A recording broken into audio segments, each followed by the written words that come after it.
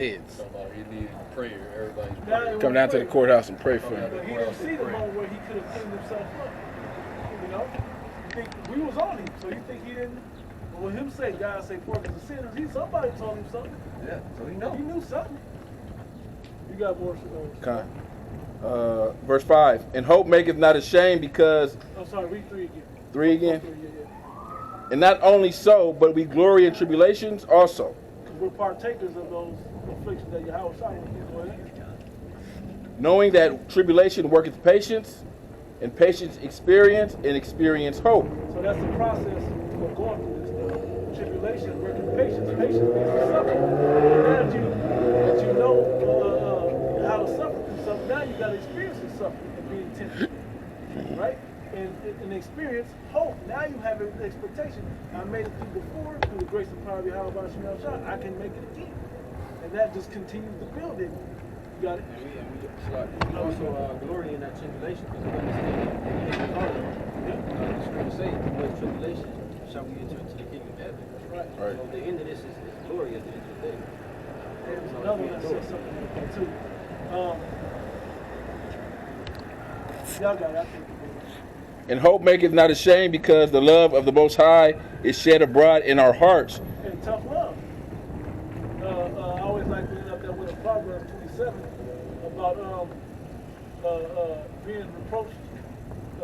Basically, open love, secret love. This is when you're going through shit, your family probably looking at you weird, or whoever, your loved one's looking at you weird, like, damn, you're going through it. That's what you get. Because you're doing this, you're this coat now, you do whatever, you always in the internet watching these videos, whatever they could be thinking about you, right?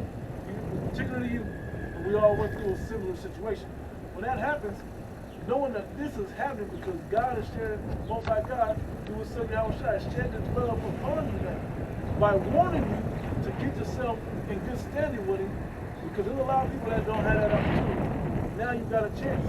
Now you have a fighting, understanding chance. And that's the difference between the truth and those that are in the world. Yep. Because we're taking the rebuke and the chastening up front now. Yeah. You know, when in their case, they ain't gonna get it, and it's not gonna be any sympathy, man. Because the scourges are gonna be sent to destroy. Yep. You know? So when you think about it like that, just y'all got them.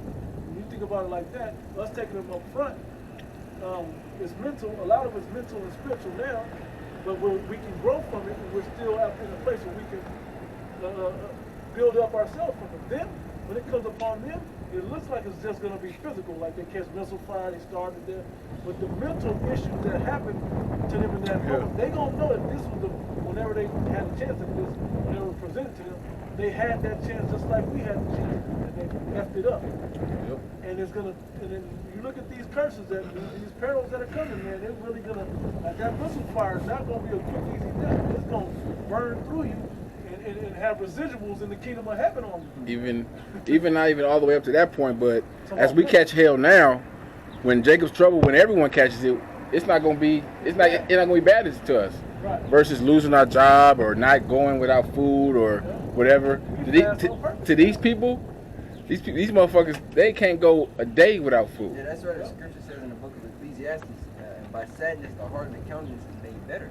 Yep. You know, because you used to being in that house of mourning. Yep. You know, in that house of sorrow. Well, that's a mental strength. Mm-hmm. You know. So when that sorrow, peril actually comes, we're gonna be able to rejoice because we're seeing our faith being realized and come to pass. We're used to going through shit, man. And then, but the beautiful thing, like this, is the prophecy.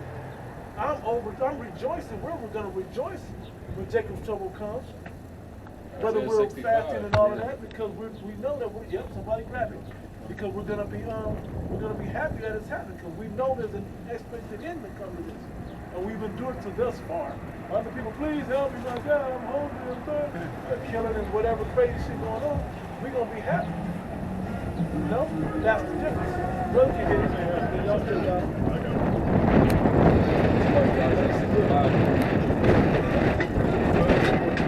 Ezekiel 33, 32, rated NLT. You are very entertaining to them, like someone who sings love songs with a beautiful voice or plays fine music or an instrument. They hear what you say, but they don't act on it. Yeah, I like that scripture because it shows how a lot of people, especially our own people, they like to be entertained. Like even a lot of people that watch what we do. Most of our people that watch what we do, they're just watching just to see if there's some fuckery gonna, some drama, some controversy. Talking about the woman. We're gonna get on a woman, we're gonna talk about the white man and all that. They want the entertainment value of it instead of the actual message. Edification. The edification that comes out of this. This is actually gonna, hey man. This is an encrypted word that can save your soul. This is an engrafted word Grafted that's word to save your soul, man. You know, you're supposed to tremble at his word, not get entertained by it. Go ahead. They hear what you say, but they don't act on it. But when all these terrible things happen to them, as they certainly will, then they will know a prophet has been among them. Yeah. Quick follow-up. See, our people, they treat us like, they treat this like watching a preview before a movie starts. You know how when you in a movie theater and you watching the previews, you're like, man, that shit, damn, Good. that shit look like that's gonna be good. You ain't really taking it serious because you know it's just it's a film, it's a movie. What we're doing up here, this ain't no movie. This is real life. Yeah. And what we're telling you is getting ready to happen is going to be reality. It's not. We're not just fear mongering up. You know. We're not So just you can't- fantasizing, telling stories either. No, man. So you can't watch it like you can't listen to us and have that same mindset. You know. You gotta Like let you it watching a move. damn a preview at a movie theater. You gotta let it move because the message behind it. The message that's really behind it. Fear Yahweh, keep His commandments, you know, and endure to the end. You know. Real quick precept following up his 2 Timothy chapter 3, start 14. But continue thou in the things which thou hast learned and has been assured of, proven like we talked about earlier, right? Knowing of whom thou hast learned them. And I always bring this up anytime bring up something about proving. Apostles told us, man. If you don't believe us, go check it out for yourself. Do your own research. Go do your own research. They want us to go do our own research. They almost force us to do it. Back then, they actually did force us to do it. Make responses on this. Go back and prove or disprove what we're talking about. You know, so we will learn how to prove it, as well as if it wasn't right, they can go over it. Right? And it says, and from a child, a newborn baby, not an infant, but a newborn babe, right?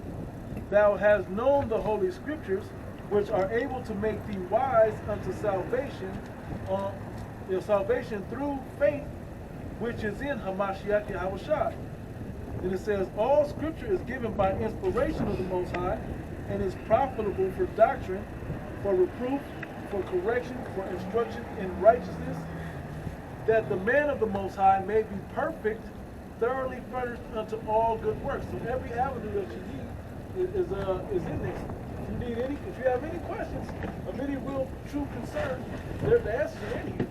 Or there's at least an analogy or a story here that plays out that scenario, that shows you the path, the black and white path to yes or no, right and wrong.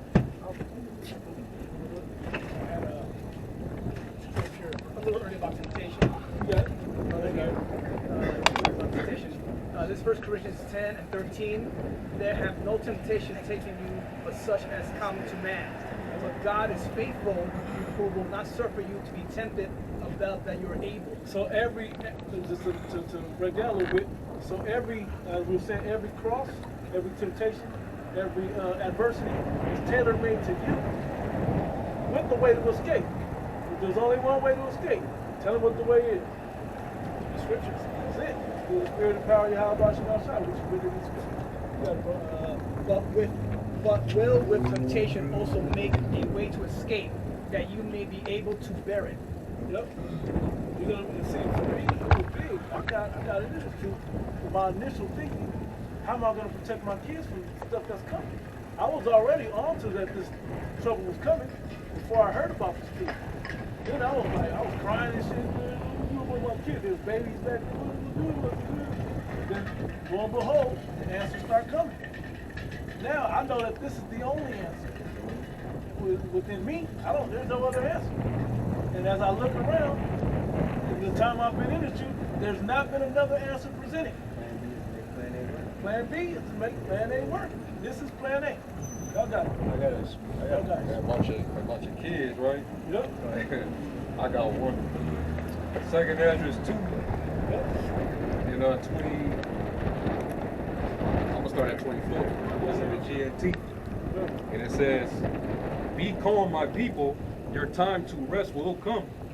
Take care of your children like a faithful nursemaid, and guide their steps in safe paths, so that none of them will be lost. When the time comes, I will hold you responsible for them." Now hold on.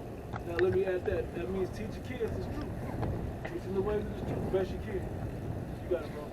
That's the level that they understand.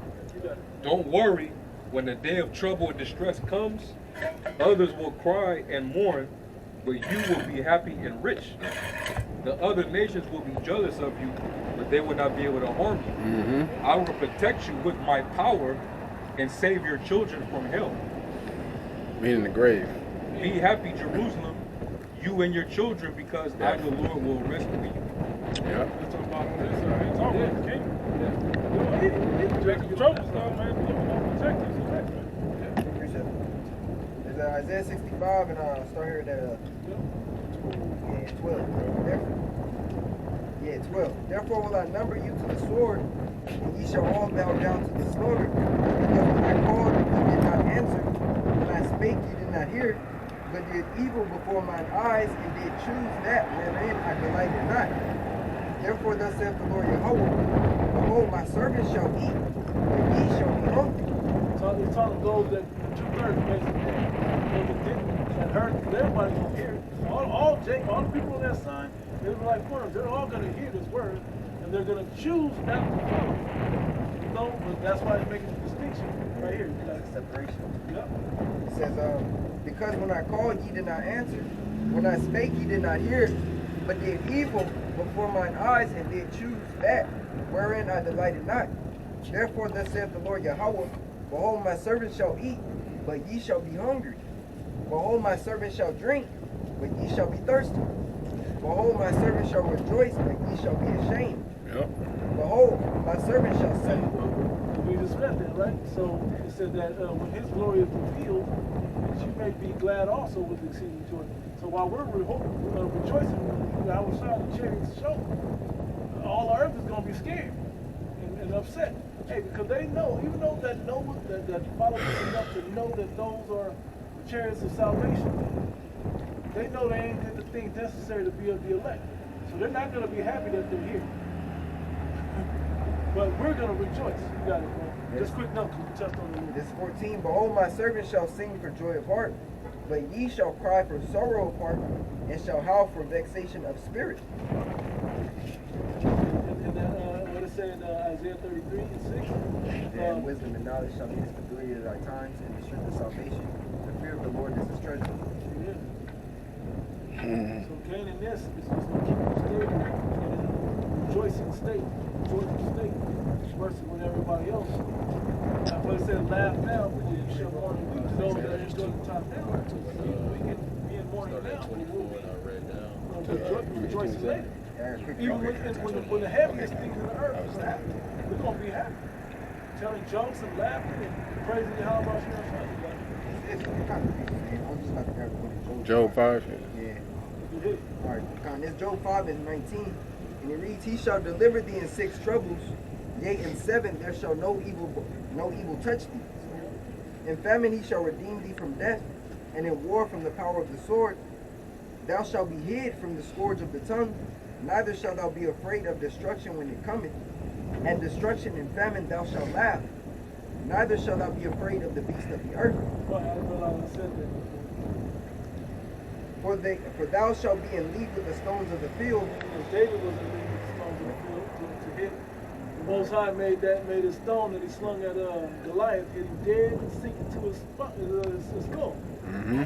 The hardest part of your head, like he was sunk in and killed. That's how much it'll be perfect. He will keep you that perfected